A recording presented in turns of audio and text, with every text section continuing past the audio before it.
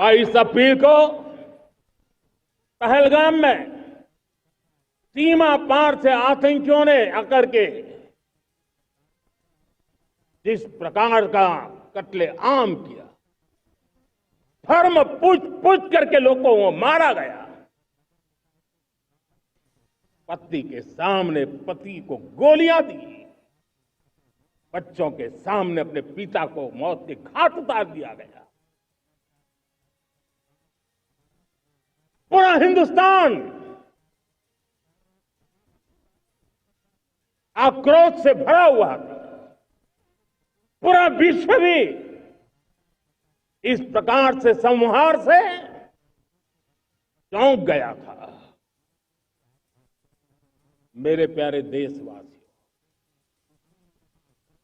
Operation सिंदूर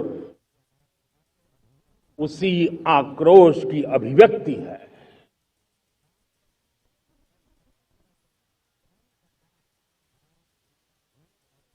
22 तारीख के बाद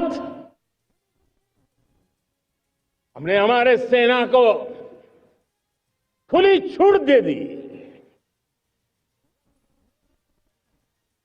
रणनीति वो तय करे, लक्ष्य वो तय करे, समय भी वो चुने, और हमारी सेना ने वो करके दिखाया जो कई दशकों तक कभी हुआ नहीं था। सैकड़ों किलोमीटर दुश्मन की धरती पर घुस करके आतंकी हेडक्वार्टर्स को मिट्टी में मिला दिया, आतंकी इमारतों को खंडहर बना दिया।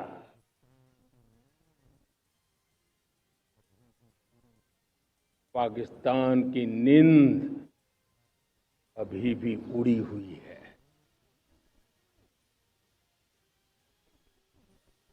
पाकिस्तान में हुई तबाही इतनी बड़ी है कि रोज नए नए खुलासे हो रहे हैं, नई नई जानकारियां आ रही।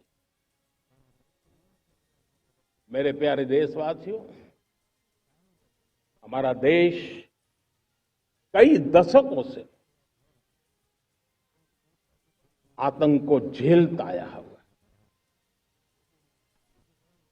देश के सीने को छलनी कर दिया गया है। अब हमने एक न्यू नॉर्मल प्रस्थापित किया। आतंक को और आतंकी को पालने पोसने वालों को, आतंकियों को ताकत देने वालों को अब हम अलग अलग नहीं मानेंगे।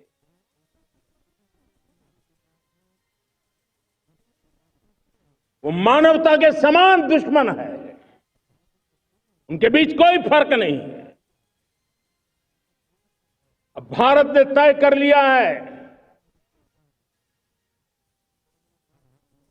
कि न्यूक्लियर की धमकियों को अब हम सहने वाले नहीं हैं। न्यूक्लियर ब्लैकमेल लंबे अरसे से चलाया, अब वो ब्लैकमेल नहीं सहा जाएगा।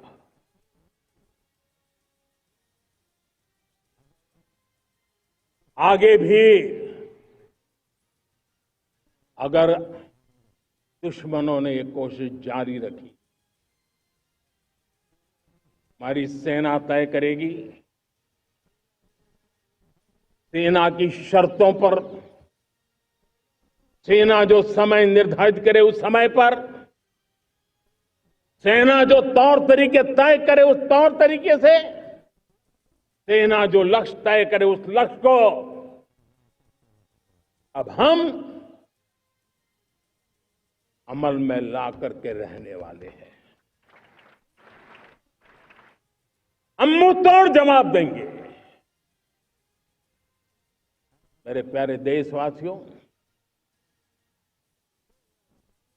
भारत ने तय कर लिया है, खून और पानी एक साथ नहीं बहेंगे।